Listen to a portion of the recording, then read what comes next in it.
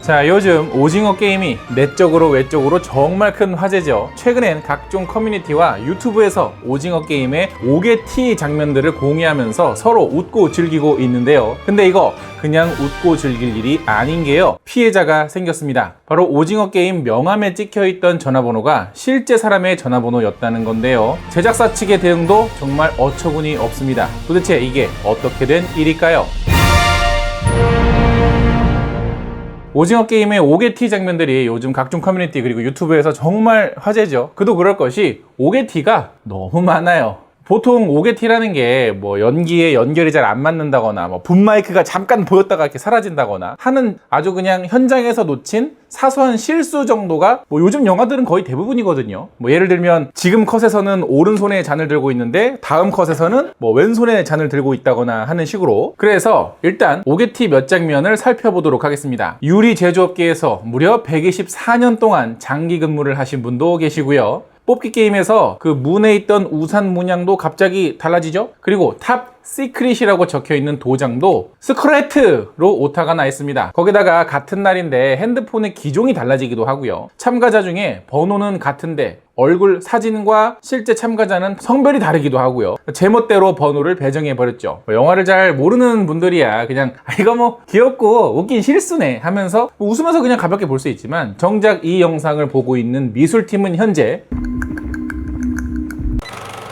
자, 여러분은 영화를 만들 때 제일 중요한 게 뭐라고 생각하시나요? 뭐 시나리오, 촬영, 연기 정말 여러 가지가 있겠지만 바로 연결입니다. 연결이라는 게 뭐냐면 영화나 드라마에서 한 컷을 찍을 때는요 굉장히 오랜 시간이 걸려요. 영화 속에서는 같은 장소 같은 씬이라고 하더라도 카메라의 위치가 바뀌면 조명이며 소품이며 메이크업이며 뭐 여러 가지 그 세팅들을 다시 바꾸느라고 굉장히 오랜 시간이 걸리거든요. 그래서 하루에 30컷, 40컷을 찍었으면 와 많이 찍었다 라고 얘기할 정도인데요. 2시간짜리 장편 영화 한 편이 대략 2000컷 내외라고 하니까 하루에 3, 40컷이면 영화를 만드는데 왜 그렇게 오래 걸리는지를 대충 알 수 있으시겠죠. 뭐 예를 들면 라이언 일병과학의 노르망디 상륙작전 같은 경우에는 2달 동안 찍었습니다. 뭐 영화 속에서는 10분 남짓이라는 말 그대로 실시간이지만 이 장면, 똑같은 장면을 2달 동안 찍었다는 건요 수많은 배우들이 오늘도 내일도 내일 모레도 일주일 후에도 한 달 후에도 똑같은 분장을 하고 똑같은 자리에서 똑같은 연기를 반복해야 된다라는 뜻입니다. 자, 그럼 여기서 여러분들께 질문 하나 할게요. 자, 여러분 오늘 점심으로 뭐 드셨습니까? 그럼 어제 점심은요? 엊그제 점심은? 일주일 전 음식은? 2달 전 점심은? 하면 기억이 바로 나시는 분들도 있을 거고요. 아닌 분도 있을 거예요. 근데 뭐 먹었지? 한참 생각나실 건데요. 영화도 마찬가지예요. 오늘 그리고 어제 내일 쭉 연달아서 같은 장면을 같은 장소에서 찍는다고 하면 이 모든 세팅이 어제 오늘 내일 다 똑같아야 되거든요. 그럼 어제 썼던 소품을 잠깐 뭐 상자 같은 데도 이렇게 보관해뒀다가 다음날 딱 촬영하러 왔는데 이거 어디다 놨었지? 까먹거나 잊어버릴 수도 있다는 거예요. 사람이 하는 일이니까. 그래서 이렇게 소품을 담당하는 부서가 바로 미술팀 그리고 소품팀입니다. 그리고 미술감독이 이 모든 요소들을 다 담당하고 책임지는 포지션이죠. 가령 탑 세커렛 도장이나 주인공이 들고 있는 이 핸드폰이 바뀌는 건 철저하게 미술팀, 소품팀의 실수입니다. 그리고 이걸 현장에서 미리 체크하지 못하고 현장에서 발견해내지 못한 연출부도 어느 정도의 책임은 있겠죠. 자, 그럼 오징어 게임의 미술팀이 아마추어들인가? 라고 생각을 하실 텐데요. 그건 아닌 게 오징어 게임의 미술팀이 경력도 정말 오래됐고요. 최근의 대표작들만 하더라도 엑시트, 인질, 창궐, 남한산성 등등 정말 오랫동안 이 영화판에서 열심히 일을 해왔던 미술팀입니다. 그런데도 이렇게 사소한 실수를 한두 개도 아니고 정말 이렇게 많이 남발한다고요. 더군다나 이런 실수들이 이해가 어려운 것은 탑시크릿 도장이 뭐 CG로 만든 게 아니잖아요.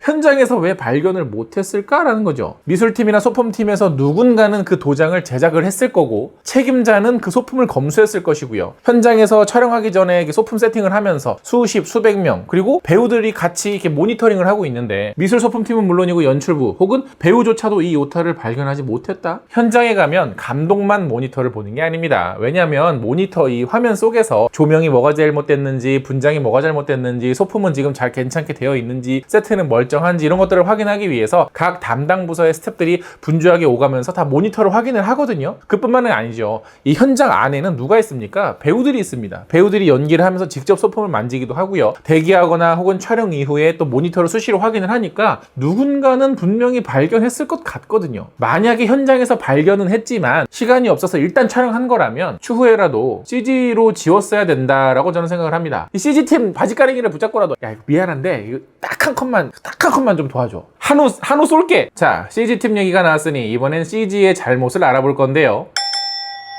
바로 참가자의 번호와 얼굴 매치가 잘못되었다는 겁니다. 근데 이게 단순히 CG팀만의 잘못이라고 보기는 어려운 게요. 오징어 게임에는 수백 명의 참가자들이 등장을 하죠. 그렇기 때문에 수많은 보조 출연자들이 등장합니다. 그리고 각 참가자마다 그 고유의 번호를 달고 있잖아요. 그러면 아까도 얘기했었던 바로 이 연결을 위해서 오늘 입었던 옷을 내일도 입어야 되고 내일 모레도 입어야 되니까 이 옷을 입고서 의상팀, 분장팀 그리고 연출부가 다 이렇게 사진을 찍어놔요. 이 배우분이 몇 번 옷을 입었고 이 배우분이 몇 번의 옷을 입었고 이 부분이 뭐 했다. 문제는 이 내용들이 이 그래픽을 담당하는 뭐 CG팀이 됐을지 혹은 뭐 다른 팀이 됐을지는 모르겠어요. 미술팀이 했을 수도 있고 어쨌든 이걸 전달하는 과정이 뭔가 매끄럽지가 못했나 봐요. 그러니까 이 작품에 등장하는 주인공 캐릭터 몇 명 빼고는 나머지는 그냥 번호를 랜덤하게 그냥 해서 그냥 대충 만든 거예요. 커뮤니케이션이 정말 제대로 안 됐다라는 뜻이죠. 뭐 성별이 바뀌는 거는 뭐 예사고 뭐 그냥 대충 입은 거예요. 뭐 이런 어제는 130번 입었는데 오늘은 뭐 31번 입고 막 이런 거야. 근데 이게 뭐 워낙에 보조 출연자들이 많으니까 그래서 실수가 나온 거 아니냐 싶겠지만 보조 출연자가 많다고 해서 영화 현장이요 그렇게 대충대충 굴러가지 않습니다. 근데 이 작품의 결과만 놓고 보면 대충 한 것 같다. 사실 저도 저 장면을 보면서 저거 의상팀이랑 분장팀이 정말 고생했겠는데 한 명이라도 저거 보조 출연자 오늘 오는 사람 내일 갑자기 출연 못한다고 연락 오면은 연결 달라지고 그래서 참 고생 많이 했겠다는 생각을 했었는데 이렇게 실수할 줄은 몰랐네요. 자, 말씀드린 것처럼 이 연결을 위해서 누군가는 다 기록을 했을 겁니다. 그러나 뭔가 중간에서 대화가 제대로 이루어지지 않았고 제대로 인수인계가 안 됐고 또 만들어진 결과물조차도 검수가 제대로 안 되면서 이렇게 된 상황인 것 같습니다. 자, 또 하나는요. 바로 이 우산인데요. 메이킹 필름을 보시면 현장에선 이렇게 아래가 반듯한 우산으로 만들어져 있었던 걸 확인할 수 있습니다. 그리고 대다수의 이 우산이 화면에 걸려있는 장면들을 보시면 다 이 밑바닥이 판판한 우산이에요. 근데 딱 요 컷 하나에서만 우산이 다르게 나옵니다. 왜냐? 이 뽑기에 찍혀있는 우산의 모양과 세트로 만들어져 있는 우산의 모양이 다르니까. 근데 이것도요, 이 뽑기도요, 시나리오에 이미 적혀있던 거잖아요. 그러니까 그 시나리오를 보고 미술팀도 소품팀도 우산 세트도 디자인을 했을 거고 이 뽑기를 모양을 만들어야 되는 그 소품도 제작을 했을 거란 말이죠. 근데 정작에서 만들어진 세트는 전혀 다르게 만들어져 있고 근데 이거를 과연 현장에서 몰랐을까요? 누가 봐도 이 문에 그려져 있는 우산과 뽑기에 찍혀져 있는 우산이 모양이 다르니까 우산 문을 이 클로즈업에서 보여주는 그 장면 하나만 CG로 교체를 했습니다. 뭐 관객들이 모양이 다르잖아 라고 느끼면 안 되니까요. 이게 CG 티가 나는 게 다른 그 모양들에 비해서 굵기가 좀 달라.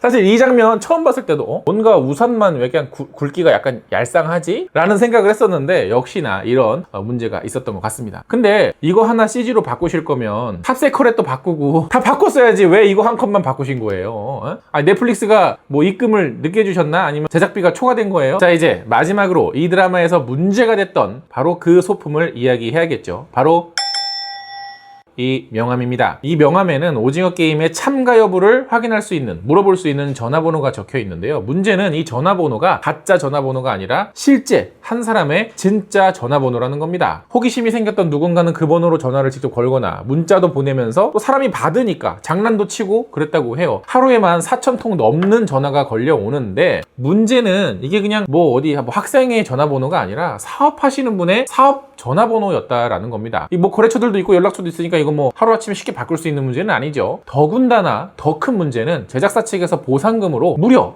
100만 원이나 주겠다고 했다는 건데요.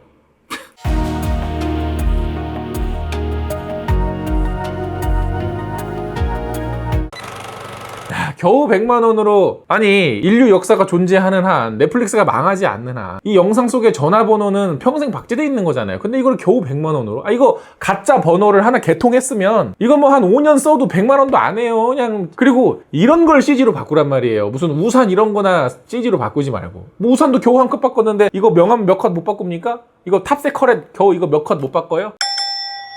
사실 전화번호는요, 어쩔 수 없이 영화나 드라마에서 자주 노출되기도 하는데요. 그래서 미국 같은 경우에는 약 100개 정도의 주인 없는 전화번호를 촬영용 소품으로 아예 배정을 해놨고요. 우리나라도 영진이에서 이 점을 고려해서 가상번호 몇 개를 받아두었는데, 문제는 오징어 게임에서 이 가상번호를 쓰지 않았다는 거죠. 어느 기사에 따르면 영진이의 가상번호는 말 그대로 영화진흥위원회, 즉 영화를 위한 소품이기 때문에 영화가 아닌 넷플릭스 드라마에서는 사용할 수가 없었다라고 얘기를 했다고 합니다. 그러나 공중파 드라마도 보면 가끔 전화번호가 뜰 때가 있거든요. 그럼 그건 뭘까요? 통신사와 협의해서 소품용으로 구매한 번호입니다. 이렇게 소품용으로 구매한 번호의 경우에는 실제로 그 번호로 전화를 걸면 그 작품의 주인공 목소리를 이렇게 녹음해두고, 안녕하세요, 어떤 작품의 주인공 누구누구입니다, 저희 작품을 감상해주셔서 사랑해주셔서 감사합니다, 이렇게 멘트가 녹음이 돼 있어서 홍보용으로 쓰기도 하거든요. 그런데 오징어 게임에선 그렇지 않았다는 거죠. 참가자 얼굴과 번호를 그냥 스태프들이 이렇게 제멋대로 편성한 것처럼 오징어 게임의 참가 전화번호마저도 그냥 랜덤한 번호, 안전하지 않은 번호, 소품용이 아닌 번호, 확인조차 안 한 번호로 지정해서 그대로 영상에 내보냈다는 겁니다. 당연히 억울한 피해자가 생길 수밖에 없죠. 이 영상을 보시는 저희 엉준 채널의 수준 높은 구독자분들이라면 호기심에서라도 이 번호로 전화를 걸지 않기를 간곡히 부탁을 드릴게요.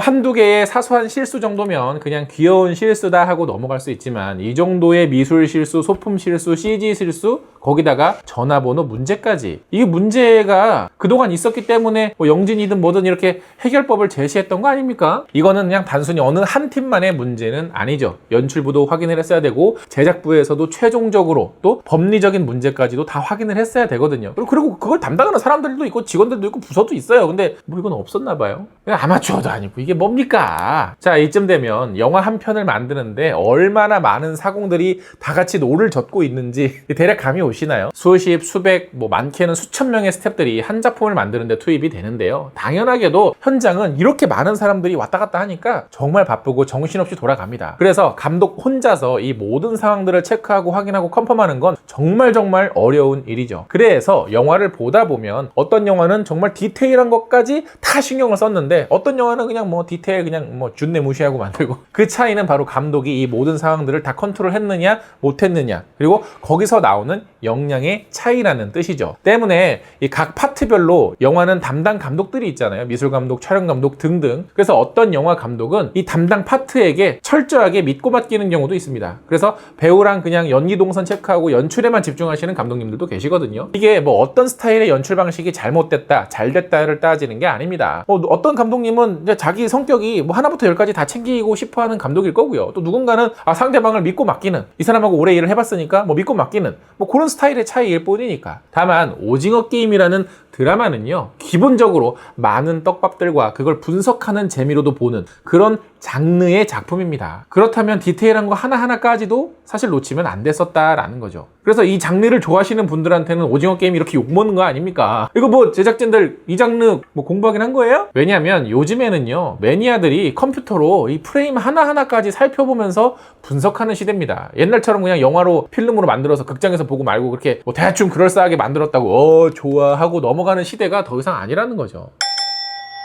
저는 좋은 감독이란 여러 조건들이 있겠습니다만, 가장 중요한 건 디테일을 챙길 줄 아는 것이 첫 번째 조건이라고 생각을 합니다. 왜냐하면 이게 굉장히 어렵고 고도의 집중력과 통찰력까지 필요한 일이기 때문이죠. 이만큼 어려우니까 이걸 잘 해내는 감독이야말로 진짜 대단한 감독이라고 생각하는 이유라는 거죠. 현장에서 한정된 시간 동안 수십 명, 수백 명의 스태프들과 대화를 나누면서 배우들과는 연기 디렉팅도 해야 되고, 때에 따라서 문제가 생기면 그 문제도 해결해야 되고, 당연히 감독이라는 일이 어려운 일입니다만, 영화라는 게 무슨 이렇게 문서 작성해가지고 대충 보내는 그게 아니잖아요. 이거 야 옷 탈았네, 수정해서 다시 보내, 다시 보낼게요, 이게 아니잖아. 한 번 작품을 완성해서 세상에 공개하면 100년이고 200년이고 평생 남는 기록물입니다. 그래서 우리가 외국 영화들 보면 디테일 분석하는 영화들 많잖아요. 아니, 이런 소품이 여기에서 이런 의미가 있었는데 이걸 어떻게 이렇게 정성스럽게 다 챙겨놓은 거지? 근데 우리나라 영화 중에서 이렇게 디테일을 분석하는 영화들 솔직히 몇 편이나 됩니까? 곡성이나 기생충 같은 진짜 초 웰메이드 작품들이 아니고서야 대부분의 한국 영화는 그냥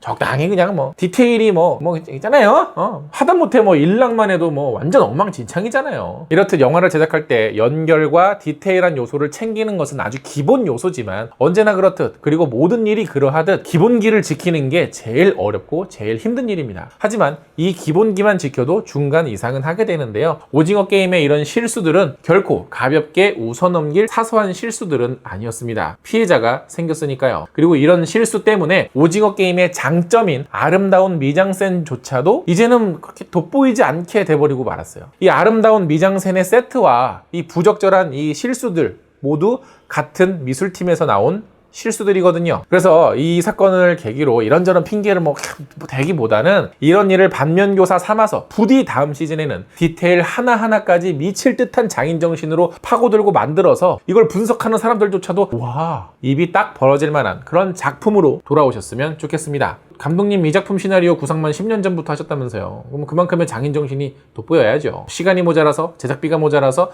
중요한 디테일들까지 놓친다면 글쎄요, 다음 시즌은 과연 신뢰가 갈까요? 뭐 이미 호불호도 엄청 갈리고 있는데. 이렇듯 한 작품이 만들어지는데 얼마나 많은 사람들의 수고와 노력이 들어가는지 아시겠죠. 그리고 그만큼 어려운 일이다라는 것도 아실 겁니다. 오징어 게임이 워낙 많은 사람들에게 관심을 받고 있는 만큼 이렇듯 화제가 되고 있는 거겠죠. 그러나 적어도 억울한 피해자가 생기지는 않아야 되잖아요. 피해자분에겐 이 기회를 빌어서 위로의 말씀을 드리면서 부디 원만하게 잘 합의가 되었으면 좋겠습니다. 그리고 오징어 게임이 뭐 이렇게 프린트 돼가지고 필름으로 극장 상영하는 것도 아니잖아요. 되돌릴 수 없는 게 아니니까 지금이라도 이 번호가 나온 부분을 뭐 잘 안 보이게 처리한다든지 뭐 다른 번호로 이렇게 바꿔가지고 뭐 넷플릭스에서 다시 이렇게 파일을 교체해서 다시 올렸으면 좋겠네요. 자, 오늘의 결론. 실수도 반복되면 실력이다. 엉준 채널은 여러분의 구독, 좋아요, 댓글과 함께 멤버십 멤버들의 후원으로 제작되고 있습니다. 그리고 엉준의 금손 와이프 퀸비님의 귀여운 힐링 애니메이션도 꼭 보고 가세요.